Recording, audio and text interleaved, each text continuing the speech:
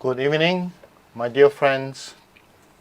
It's another week, and today is my sixth episode of my Travelogues that cover a new nations. So all my dear friends, photographer, and travel mates, as well as traveler around the world. I'm going to share with you today a country by the name Bolivia in South America's continent, a country that has been independent for close to 200 years. I hope that you stay tuned because I'm going to share with you not only the photograph, but also a lot of information pertaining to this country that I have visited in the year 2018. This year is particularly difficult year for many one of us, and for Malaysians, we are actually now in a very difficult situation whereby the COVID cases have gone up. I hope you just stay safe and stay strong. I shall proceed with this proper.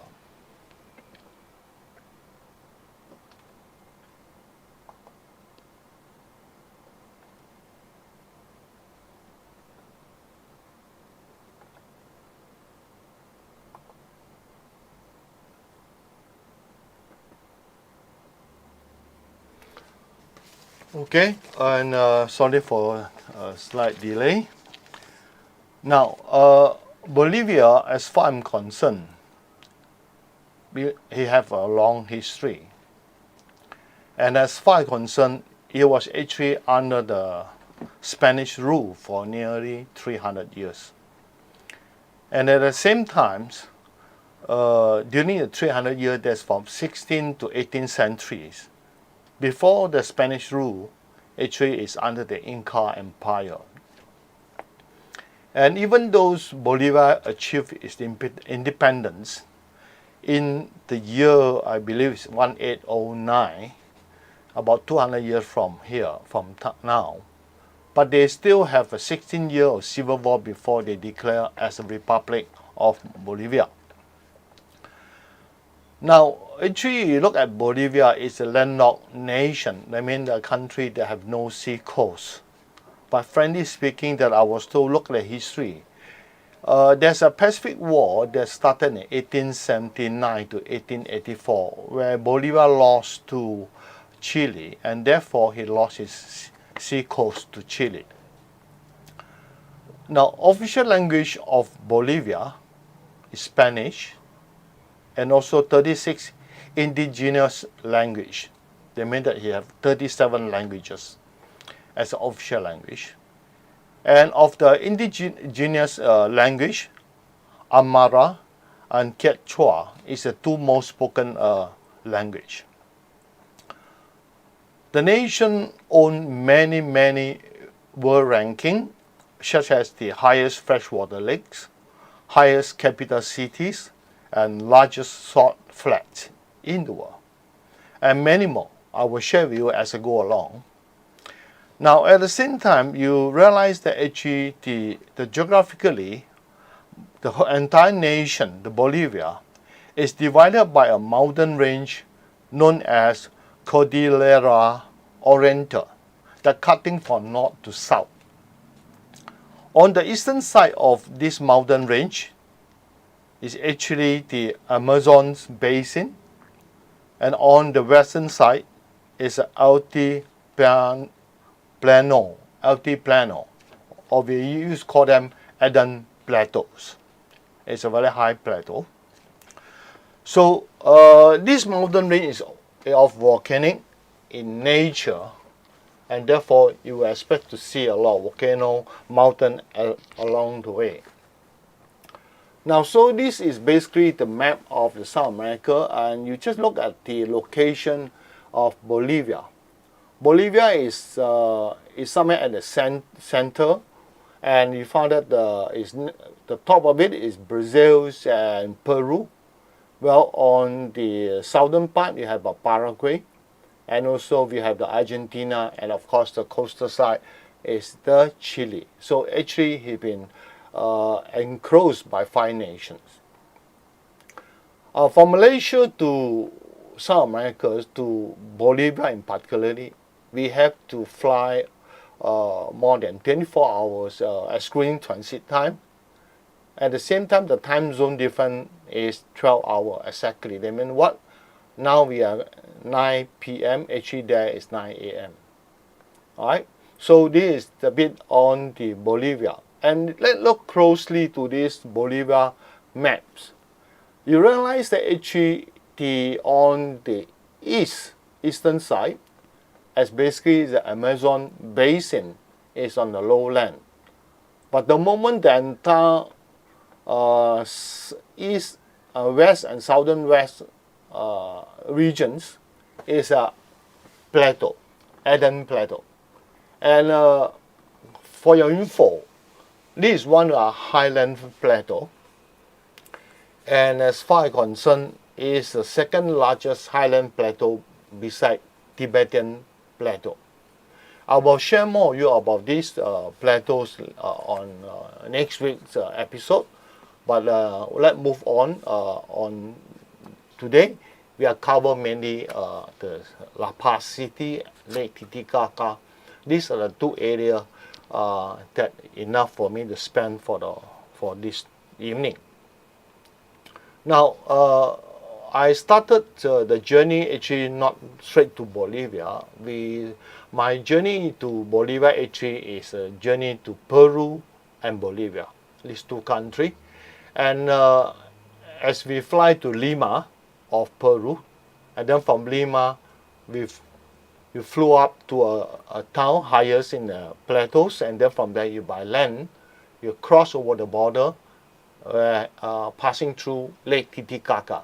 So Lake Titicaca will be our first encounter in Bolivia. So in my presentations, I will then start with Lake Titicaca. So this is just to give you a view of our journey.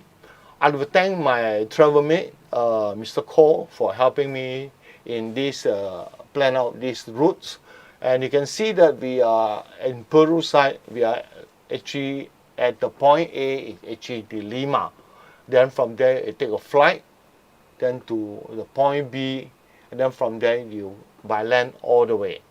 Then we cross over the border. Then is where at the Lake Titicaca area, and then after that, then continue a journey exactly on the entire journey in Bolivia is exactly at Aden Plateau, and minimally the altitude is 3,000 meter to 5,000 meter. Okay, let's start with the Lake Titicaca. Now, if you look at the picture, you realize that the cloud is the sky seems very very low, or particularly look at the cloud. The cloud is almost touching with the water lake surface. It's indeed because I'm going to share with you some of the facts about Lake Titicaca. Now, Lake Titicaca, as I mentioned earlier, is a freshwater lake and located at an altitude of 3,811 meters. My dear friend, it's very close to 4,000 meters. And the lake been regarded as the highest lake in the world. Even during my primary school time and study geography, we have been told Lake Titicaca, the highest lakes in the world. And it's also the largest freshwater lake in the South America continent. This lake currently is shared by two nations, that is the Peru and Bolivia. And the lake also possibly one of the 20 ancient lakes in the world, right? They mean that beside earlier, in my earlier episode, I've covered the Lake Baikal, which is one of the ancient lakes, and Lake Titicaca, it happened to be the next ancient lakes. Now, Lake Titicaca also known to the local, all right, and as the birthplace of Inca, or the birthplace of the sun. Shasta is considered as the cradles of Aden's civilization. And due to the large volume of water, the lake water temperatures were constantly maintained about 10 degrees Celsius. And this have an important bearing to the climate there. Because of this, the water temperatures are maintained about 10 degrees Celsius.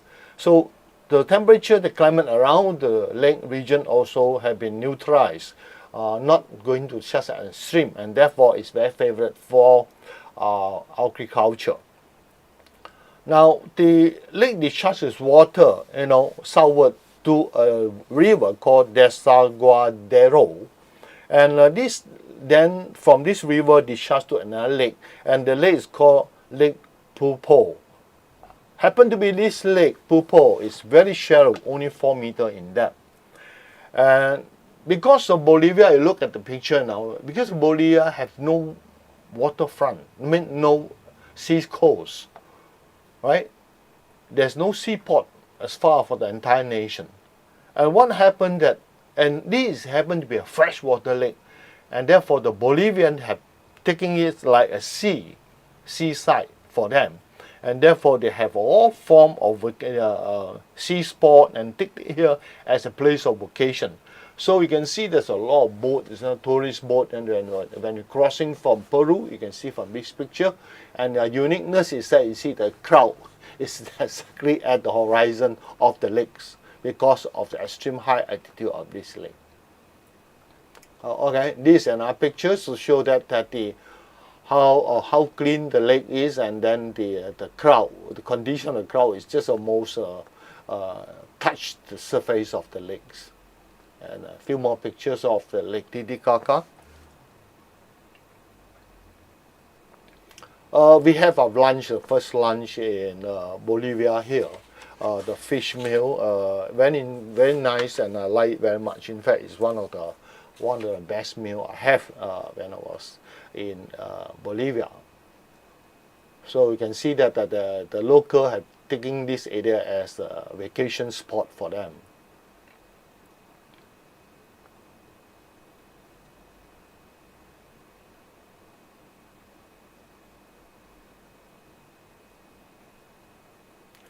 And when we are crossing from Peru to Bolivia, we also have to cross the lake. And what ferry us cross the lake is this very unique type of, I don't know how to call them, but then you see from the next picture, this house, our bus on just a courier or ferry that bring us from one point, from the Peru, Lake Titicaca on Peru side, to the Lake Titicaca in Bolivia side. When we reached the Bolivia, as a time we saw the coastal image, and on the way to La Paz. Happened to be La Paz is about 90 km away from the Lake Titicaca. So our journey take about 2 hours, an hour plus to 2 hours.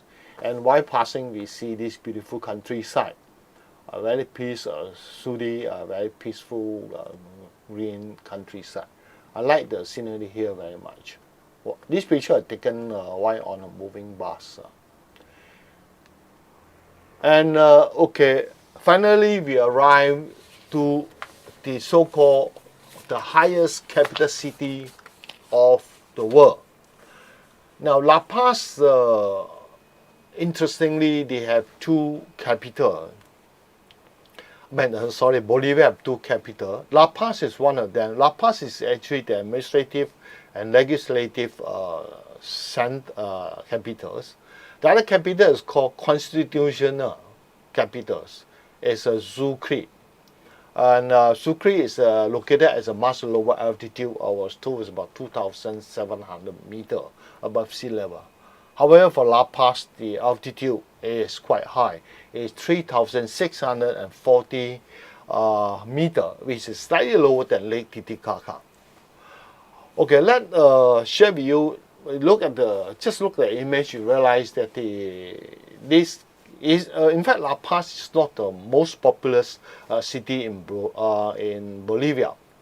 There are a few other cities. In fact, he ranked number 3rd. Now, La Paz sits in a canyon created by the Cuyapu River and is the administrative capital of Bolivia. And this city has been recognized as the world's highest capital city, located in Adam Plateau. Right? I told you just now that Adam Plateau itself, the minimum, the lowest altitude, never less than 3,000 meters. And it can range, the mountain there is about 5,000 to 6,000 meters high, mostly volcano. And this hill city was founded in 1548 with very limited flatlands, and yet is recognized as most populous city in Bolivia. In fact, I told you just now it's the third. The city has been recognized as the new 7 wonders city of the world in the year 2015. Now let's see how the La Paz city look like, and you can see that the flatlands is only right at the center portion of these so-called canyons, and the rest of it basically is all hill, was surrounded by hills, mountain range. And a unique thing here, you look at this picture, is that the what do I say? In Malaysia, the rich guy will stay on the hill. Those rich people, they build a house on the hill, and the poorest one will stay in the flatland. But in La Paz, it's the reverse. The rich guy are staying on the flatlands. The poor guy is staying up the hill. And you realize that most of the building, almost all the buildings, the residential buildings are built of bricks wall and without any plaster, right? Just bare, bare finish. And I presume this is the only stadium, a large stadium that you can find in La Paz city. You can see this is just another corner of the city, the residence area on the hill of La Paz. And this part, of course, happened to be a bit more high-rise. And you look behind the high-rise building. What you see is basically mountain range, and it's so close. And literally speaking, I should say that it's been almost fully developed. They didn't hardly have any flatland now, or even space. Any space they have is actually on the hillside. And this is a closer view of the residential buildings, all very closely packed together. And therefore, in La Paz, one of the very unique things is that the public transport is by means of cable car. And as far as concerned, this cable car, to my understanding, is the largest and highest cable car network in the world. And you have, when I was there, I was told you have 8 lines, and a few more lines are under constructions. And I would strongly suggest that actually the best way to have a view, a nice view and a comprehensive understanding of La Paz city is taking their cable car. And they in order to make it easy to recognize the line, as usual, like most other world, in other world they have those LRT or metro or subway, they use color. So same thing in La Paz. They call line, green line, red line, blue line, and to distinguish the various cable car routes. And this is one of the cable car station. And look at the building itself is green. It means that this is green line, right? And even inside, everything, the cable car also is color greens. So taking a cable car, you have a best aerial views of La Paz city, and you take maybe 2 lines, diagonally to perpendicular to one another. That's the best way to cover 360 degrees of La Paz city. And as I said, La Paz or Bolivia have been ruled under colonial rule or Spanish colonial rule for close to 300 years, from 16th to 18th century.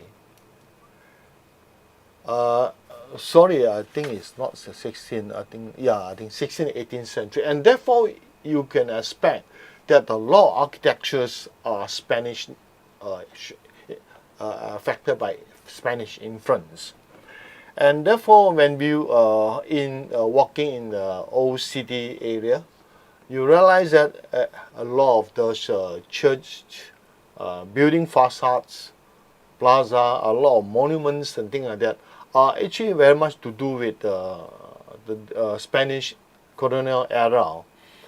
And of course that the city have host several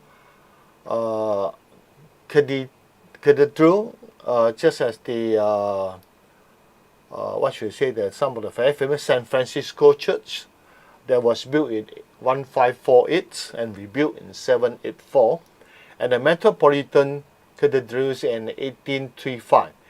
And there's a this is just to show you that some of the architectures that have more than 300-400 years. Right? These all are Spanish architectures that you can find in this La Paz city. And this is San Francisco Church. All these buildings are located in the Old Town District and actually all within walking distance. And therefore, you can just spend the whole day by walking around. You can cover quite a fair bit of that. And also, La Paz, uniquely in this town center, they have so many museums, big and small. Of course, all these are all private museums, and therefore you have paid to get entered to view of that. Now, in this old La Paz districts, right, and you not only have found a lot of museums, but also you found that a lot of those streets, old streets, are all cobblestone streets, right, and they have a lot of Spanish design building facade. So this is just to show you some of these building facade of this church, and this is one of the building. And this is actually the doors to one of this building. And then there's one very important square. We call them Murillo Square, right? And also they call them Plaza Murillo. And this is actually the very popular assembly point for both local as well for the tourists. And it's actually approximately at the center of the Old Town District. Is also an important attraction spot because they close proximity to a few of the very famous landmarks, such as the Presidential Palace, the National Congress of La Paz, and cathedrals of Basilica of Our Lady of Peace. So, and in this square or plaza, there's a lot of what I think you know. Pigeons, right? And I was actually quite amazed by these few ladies there. They're sitting there and they're feeding the pigeons, and the lady in green is even selling the drink and ice cream, and while the other two is just sitting there and feeding the pigeons. And while feeding it, all the pigeons will fly right over the lady there, and she was just don't know what to do with that. You can see the expression of her face, and I caught this in my cameras. And I mentioned earlier, it's a hill city, and therefore, particularly at the Old Town District, you found that the roads are generally very narrow. And you can see from these pictures, and also not only that, you see that most of the road are cobble paved, right, or stone paved, you can call that. And another uniqueness is that it's very, very steep, right, and walking is quite tiring sometimes. So you're uphill, downhill. Mostly you are walking, either you're ascending or you're descending. There hardly you can find much flat land. You can see this picture will show you how steep it is, and happen is these two ladies walking by, and you can see the facade of the door. Frankly speaking, when I go around, when I travel, I like to take people the windows that tell a lot of story about history and also the culture of a a place, a religion of a place. So please pay about attention if you're a photographer. That I think please pay attention on those door and window. It's very interesting. This is another scene on the old town, old district. And you found that actually so narrow that it's one car, can allow one car to go by. And it had to be one-way street. If two car, I think that they jam up the entire road. And of course, in Old Town District, it's also become a tourist spot. You see, in anywhere, even you go to Thailand, you go to Chiang Mai. Chiang Mai also have a Old Town District, And therefore, you found that there you will find a lot of souvenir shop, a lot of sundry shop that are selling things to the tourists. So likewise in this part of the town. And I was told, as a photographer, I was told that mind you that the people don't like you to take their pictures. So when I take the picture, I'm extremely careful. That's why I use telephoto lens as much as I can to avoid close encounter to the person, because they really don't happy. They give you a nasty face if they saw you take up the camera and point at them. But some, of course, they are welcoming, but not all. So you can see that this is the shop at the Old Town District area. It's very packed, very small shop, and then very compact. A lot of things you can see. You can spend your time that you like shopping. Probably, I think you will spend many hours here. You can get your souvenir here. And this is some of the locals textile thing that actually produced by the locals. And they like colorful things. So you can see that all the things that sell here are so colorful and so brightly displayed. And actually, it become a best piece of thing for photographer. But what interests me more is that as I go walk around this Old Town District, cutting through some lane, side lane, I realized that there's a lot of street art, right? And this street art is painted on the wall. Hello, yeah. So and this is a picture of mine. I'm inside, and it's not only one wall. There are many such picture, graffiti. But then you call it mural because they painted so well. And this is another one on one of the wall. And this is another one.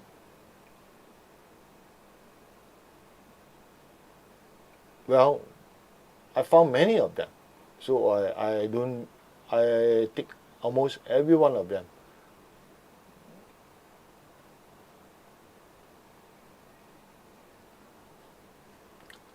Then the other interesting part is that it's called a Sunday market. And as the word Sunday, you had to be there on Sunday. And this Sunday market, few streets in this Old Town District will be closed for traffic. And then those vendor or the trader from the surrounding region will then start gathering, right? And they come in and start setting up their store right early in the morning, about 7, 8 o'clock. You found that they already start setting up their store, and they are there for the whole days.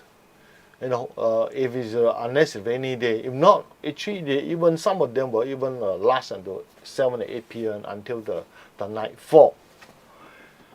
And you can actually, this Sunday market is also a good place for you to experience the local culture, the type of food they eat, and the thing that they wear and they're selling. And you also can find that the two indigenous people, that is basically the Amara and also Quechua. There's two, just I mentioned, the two languages that you're allowed, is popular, in fact. And these people you can easily recognize by the clothing. And no offending to anybody or to Bolivians. I found that the lady generally are bigger size than Malaysians, much bigger size. Probably they feel that is beautiful.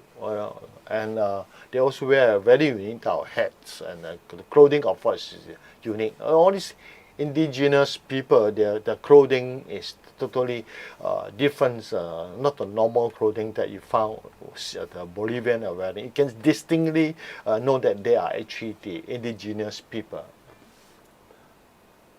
And so we can see this is some of the street scene, you know. And you can see this is exactly what I meant. These are the people, right? And you can see that the hat they are wearing and the clothing they are wearing. And they're selling the fish, fresh fish. I believe the fish they get from Lake Titicaca. And you were surprised when I take this picture. I also don't know what is this. So I asked one of the our tour guide, hey, what is this? This is called potato. Huh? Why the potato is white color?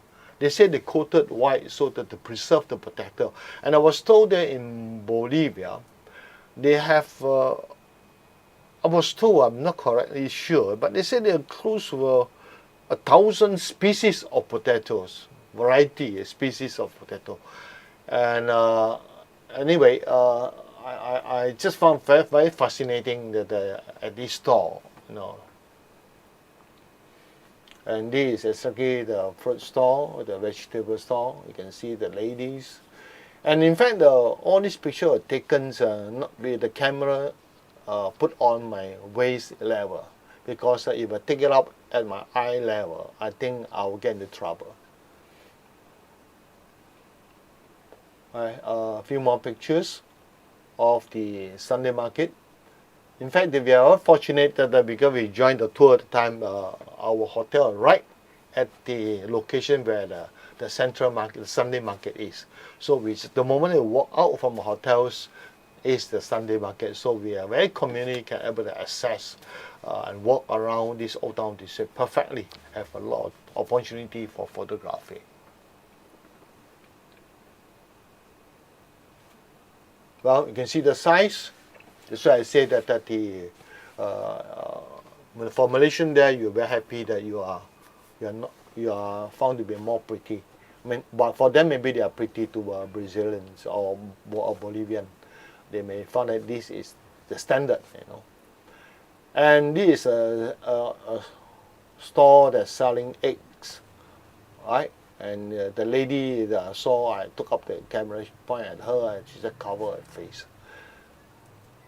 And of course, this is the one of the local so-called snack. It's just like our curry puff, but it's actually inside. It's very unique, but I didn't try. But I was told that actually this is one of the very unique curry puff. Not curry puff. They didn't. It's not curry puff, but it's something whereby they found that this is one of the best snack you can find in La Paz. And like most other city, you find that the most of the overhead cables, all the electric supply is through overhead cable, and therefore you can see that you can find this scene not only in La Paz, you can find this scene also in many countries, like even in Hanoi, you can also find this, you know. And I want to share with you another important place that's not to miss, Witches Market. Now, this Witches Market is a very popular spot for tourists in the old city center.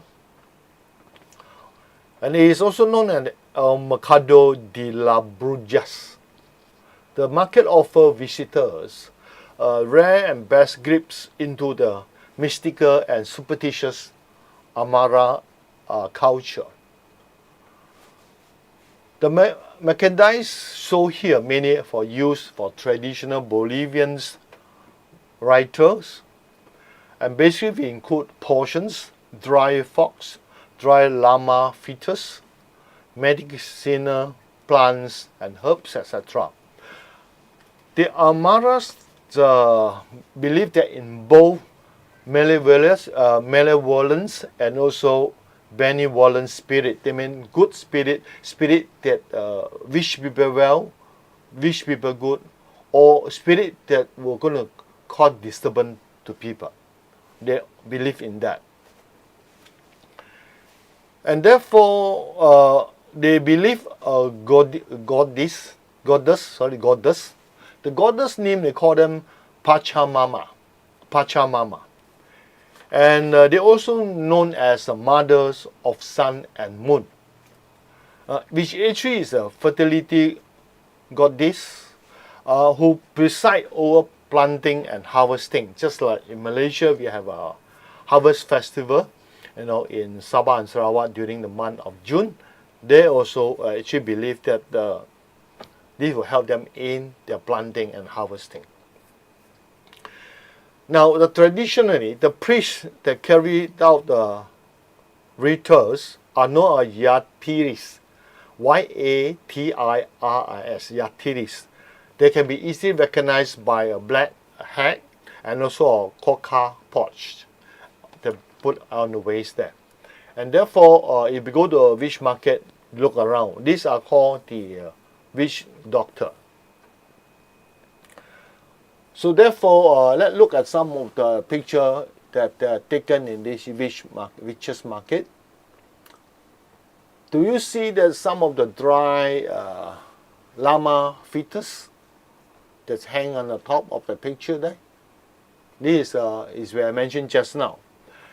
And I was told that actually they bury this dry llama fetus under the foundation of a building, and they believe that by doing so, it brings good luck to the occupant of the building, and therefore a lot of new building, they will then invite this witch doctor to perform these rituals, and whereby they then do all this necessary ceremony to ensure that the occupants are safe and good after the building is constructed.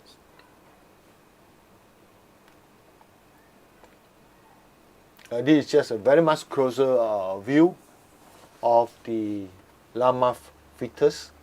Llama is actually animals, a type of species animal, or some people they also call alpaca. You can find this even in New Zealand. And this is just those fetus who died before even given birth, and therefore they are now dried and used for these purposes. They have also all sort of those items they use for these traditional rituals. And of course, they also have some form of this. I'm not sure what is it, but it looks like tonic drinks, and like our so-called we have a so-called type of drink in Malaysia. I cannot remember. Right? But there they also have this, so that they hope that people drink it, they get strong, can be anything, They even can boost your sexual life. I believe that because look at the picture of it, some of it seem to be go toward that directions. So that is about what I'm going to share with you today on the Bolivia, La Paz, and also Lake Titicaca. But I'll give you a preview of what I'm going to share with you in the next episode, because I believe the adventures of the trip only begun in next episode. It's where we start going to the Sala de Uyuni. Right? It's actually the desert journey that we will be there for 3 days, 2 nights. I'll just share with you some of the area we're going to cover in next episode. Now, of course, that the next episode we are going to involve a lot of travelings, and you can see that look at this picture alone, you realize that actually it's a desert zone, and therefore you're going to expect a lot of challenge to your body health. And this is the type of accommodations that we are going to put over there the 2 nights, and it's very, very basic. And therefore, I will share with you more about how we overcome, how we put the night there, and how it look like, the type of accommodation you expect to have.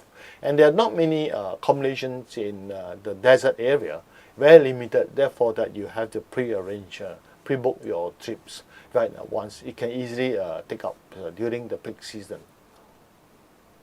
And of course, we also cover a train cemetery, and basically it's a place where they dispose of the unusable locomotive, steam locomotive, because nowadays you realize that actually the locomotive industry, the train also have upgrading with high tech, so a lot of old train which were used mainly for mining purposes was discarded at these regions. And then they come to the famous place that most people go to Bolivia, go to this area, they actually want to go to see Sala de Uyuni. We call them the great salt flats of the world. And I will share with you in next coming episode. And then of course we're going to cover a lot of landform, colorful landform, quite close to Potoli, a place that actually is another town at the southern tips of the Bolivia. And of course, we are passing through a desert. They call them Silori or Solori desert. I was told that this desert is part of the Acadama desert of Chile. It's a very dry and very large desert, highland desert. So this is just a preview of what we are going to expect to see in this coming episodes, and I'm going to share with you, of course, there'll be a lot of info as well on the geographically of the regions, and also if time permit. But at the same time, I want to share with you on something I feel that is important for people who want to go to Bolivia, but you want to go to this place. That is actually you must be physically fit. Because when we travel, we realize that most of our journey is actually above 3,000 meters above sea level. And you are likely to expect to experience highland sickness. Of course, not all people will have these problems. But you have to know that as far as concerned that anything above 3,000, that highland sickness is very likely that may hit some of your travel mates. So I would like to just extend some basic advice to any traveler who have any plan to go to Bolivia. Now, the night that you put in even the desert zone are actually all above 4,000 meters. And that's why we need to accommodate ourselves to the high altitude. That's why we did not go straight to Bolivia, and that's why we travel to Llama at a sea level, then fly over to Cusco. Then from Cusco it's actually slightly lower but still considered high, and we stayed there for a few days and then get ourselves accommodated before you move on to Bolivia, and then finally to the 4,000-5,000 meter area, 1,000 meter area. So please make sure that accommodation is one of the way you have to do. Do not take shortcut. And the other thing is that don't exert yourself, because at high altitude the oxygen level is tend to be low, right? And also you have to stay properly hydrated, so you have to drink a lot of water. It's very, very dry, and the UV light is very, very strong in this area. And try not to drink any alcohol, right? For the Muslim friend, sorry I didn't mention that, but I mentioned to all the non-Muslim friends that avoid alcohol if you can at these high altitudes. And then eat regularly. Don't eat a big meal, 3 meals. Try to have maybe 4 or 5 meals as smaller portions. That is not to overload your digestion system. And then keep yourself warm at night. The temperature at night is quite extreme, and the daytime and nighttime. And one advice that the best time to go, you want to see to next coming episode, they go to Sala de Uyuni, you want to see the sky mirror itself, the best time to go during the wet season. The wet season basically is during the summer. And the recommended months to travel is January to March each year. And the summer is actually different from, because in the southern continents, southern hemisphere, so therefore our winter, there are summer. So when you travel, it's actually also is at the beginning of the years. And this is a recommended period, and of course less cold, not so cold, but even that at night, the temperature are touching 0 degree facing If you go to during winter, I expect temperature even drop below that. I was told in some time of certain time you may even experience minus 30, 40, but I was told that area is very, very windy, right? And this Adam Plateau. It's very windy, both the day and night. Particularly the night itself, it can be extremely cold. So take care. So I will share with you more on this, and hope you stay strong, and see you again in this coming Saturday. That is, we're going to Bolivia, part 2 of the part 3. There are 3 parts here for Bolivia. I'll cover the part 2 next week, and then follow up for another week's the last part to close the travels to Bolivia. Okay, and I wish to thank you for joining me for this evening, and stay strong, stay safe. Thank you.